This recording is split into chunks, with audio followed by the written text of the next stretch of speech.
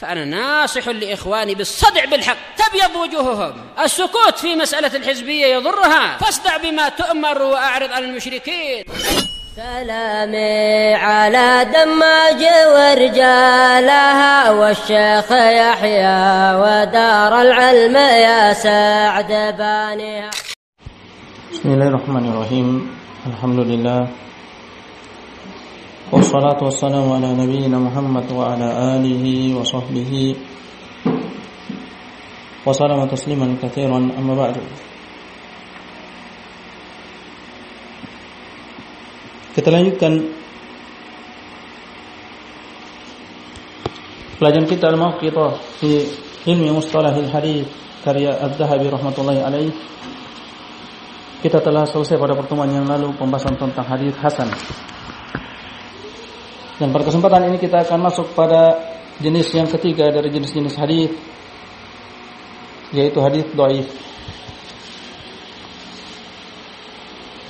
Ad-dhaif lughatan diddul qawi. Dhaif secara bahasa lawan dari kuat. Dan dhaif, kelemahan itu, dhaf, itu bisa secara hissi dan bisa secara maknawi, secara indrawiyah dan bisa secara maknawiyah. Dan dhaf di sini yang dimaksud dengan kelemahan di sini adalah dhaful maknawi hissi.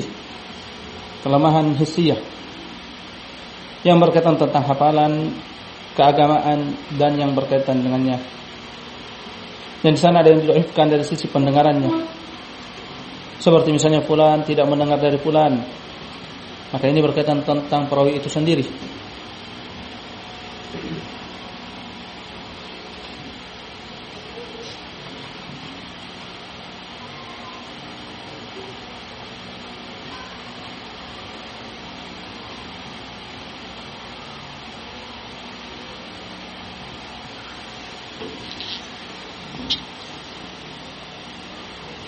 Dan dia adalah jenis yang ketiga dalam ilmu hadis.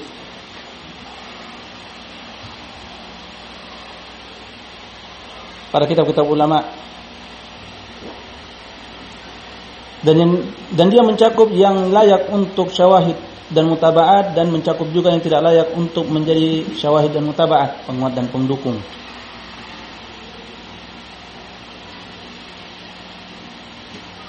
Adapun Imam Dzahabi di sini menempuh jalan yang lain, bahwasanya dia membatasi dhaif itu hanya yang layak untuk menjadi penguat dan pendukung sebagaimana akan datang. Ucapan beliau.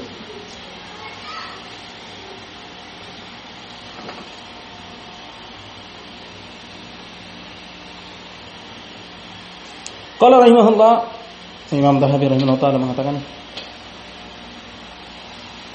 "Ma naqasa an darajatil hasani qalilan." Yang kurang dari derajat hasan qalilan. Ini syahidnya bahwasanya Imam Dzahabi menempuh jalan yang lain, bahwasanya dia membatasi pada yang layak untuk menjadi syawahid, mutabahat dan mutabaat saja.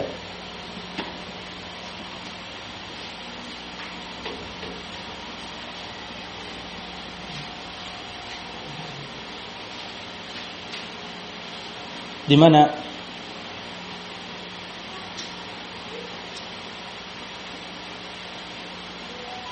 Imam Dzahabi menambahkan qalilan, sedikit dari derajat hasan.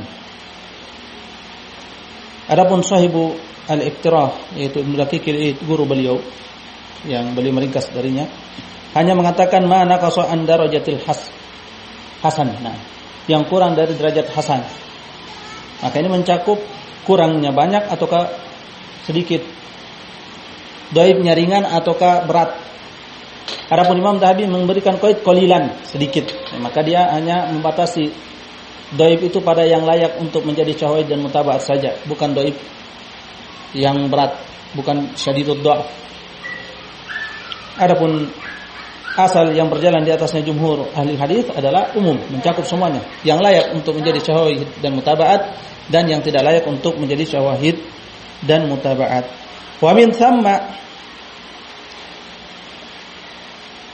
turaddid fi hadithi unasin hal balagha hadithuhum ila darajatil hasani am la.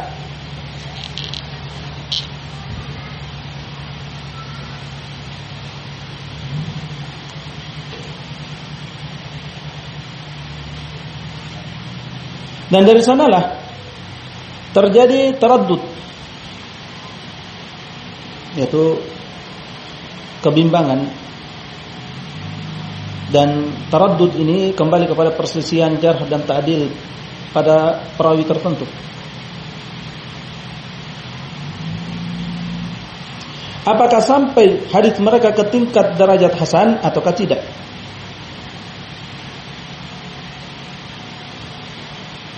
Wa bila raibin fa khalqun katsirun minal mutawassitin fi riwayati bihadil mathabah. Dan tanpa diragukan maka jumlah yang banyak dari para perawi yang menengah dalam riwayat pada kedudukan ini, kedudukan antara hasan ataukah dhaif. Maka mereka taraddud apakah dia ini dhaif ataukah hasan. Fa akhiru maratibil hasan hiya awwalu maratibid dhaif. Maka akhir tingkatan hasan adalah awal tingkatan dhaif. Ada yang disebutkan Al-Hafidz Ibnu Hajar tentang hadis dhaif adalah ma faqada syartan min syurutil qabul, yaitu yang kehilangan dan tidak memiliki salah satu syarat dari syarat-syarat penerimaan. Yang 6, yang pertama adalah turawi. Yang kedua, umumud dhab secara umum, baik itu thiqah ataukah khafifud dhab, hasan. Yang ketiga, ittisal, bersambungnya sanad.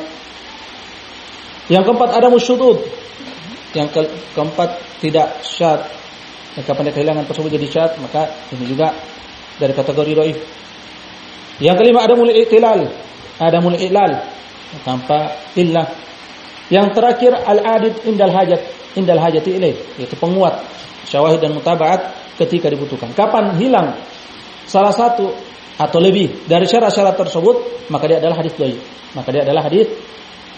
Dan kadarnya bertingkat-tingkat. Ada yang khafifud dhaf, yang lemah, atau yang tidak syadid dhafnya, ada yang syadid, ada yang sedikit, ada yang banyak, ada yang berat, ada yang ringan. Maka itu semua masuk dalam kategori dhaif. Ada yang layak dijadikan syawahid dan mutaba'at, ada yang tidak layak untuk dijadikan syawahid dan mutaba'at. Qala a'nid dha'ifa alladhi fi sunani wa fi kutubil fuqaha. Dia melanjutkan, yang aku maksud adalah dhaif dalam kitab-kitab sunan dan dalam kitab-kitab fuqaha. Ini dari sisi keumuman ghalib yang seringnya,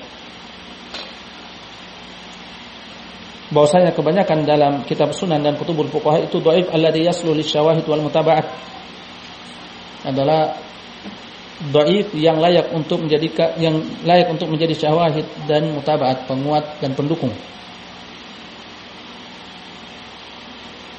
Tapi ada juga di sana yang palsu dan matruk, yang ditinggalkan, hadis palsu dan seterusnya.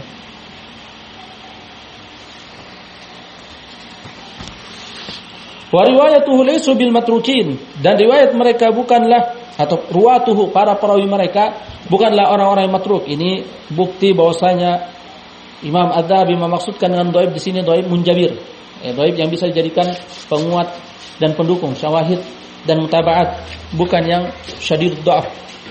Kabni Lahiyah, seperti Ibnu Lahiyah, dia dhaif.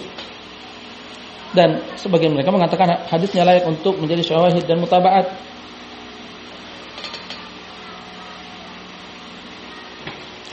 Qala Ibnu Ma'in huwa dhaifun min qablu wa min ba'du. Berkata Ibnu Ma'in, dia lemah sebelum dan setelah. Qala Abdurrahman bin Zaid bin Aslam, dan Abdurrahman bin Zaid bin Aslam, qala Ibnu al-Jauzi ajma'u ala dha'fihi wa tafsiruhu katsirun minhu jayyid. Berkata Ibnu al-Jauzi, mereka sepakat akan kelemahan dia, bahwasanya dia itu dhaif, dan tafsirnya kebanyakannya bagus. Wa Abi Bakr bin Abi Maryam Al-Himsi, demikian Abu Bakar bin Abi Maryam Al-Himsi. Ad-Daraqutni sarraha bi tarkihi. Imam Daraqutni terang-terangan mengatakan dia matruk. wal Faraj wa Faraj bin Fadalah, dan Faraj bin Fadalah dhaif. Wa Rushdin bin Sa'ad, dan mereka ini masyhur sahihun li syawahid dan mutaba'at, dan mereka ini yang disebutkan masyhurnya layak untuk dijadikan penguat dan pendukung, syawahid dan mutaba'at. Wa khalqin katsir, dan sejumlah perawi yang banyak yang pada kedudukan ini. Ini menunjukkan bahwa Imam Az-Zahabi menyelisihi jumhur, di mana jumhur meyakini atau berpendapat bahwa dhaif itu adalah isim jins yang mencakup semua du'afa, baik itu syadidud dhaf ataukah khafifud dhaf. Adapun Imam Az-Zahabi hanya membatasi dengan khafifud dhaf, dhafun qalil, yang layak menjadi syahid dan mutabat. Adapun jumhur mencakup semua. Ditetapkan lafaz dhaif pada yang layak dan tidak, yang ringan dan yang berat.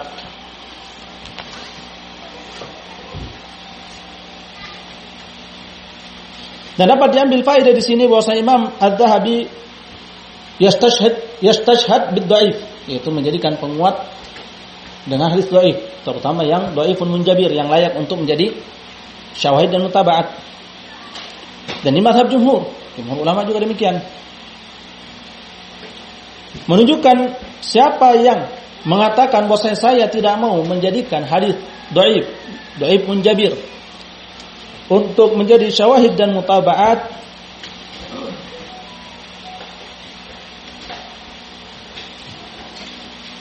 dan maknanya dia tidak akan menerima hadis hasan li ghairihi, maka dia itu dhal, maka dia adalah orang sesat. Syekh Muqbil rahimahullah taala menghukumi orang yang demikian dengan kesesatan, dan beliau mengatakan wa mithlu hadza sayadhi katsiran minas syariah, dan semisal orang ini akan menelantarkan kebanyakan dari syariat.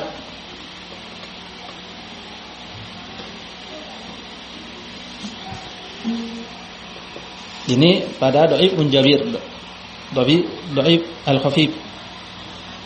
Nah, adapun yang syadidud dhaf, yang kadzabun matrukun, maka itu la yasluh lisyawahid dan mutaba'at, walaupun banyak, tidak layak untuk menjadi penguat dan pendukung. Dan ini kita selesai dari pembahasan hadis dhaif. Insyaallah kita akan lanjutkan pada kesempatan berikutnya. Subhanakallahumma wa bihamdik, asyhadu an la ilaha illa anta, astaghfiruka wa atubu ilaik.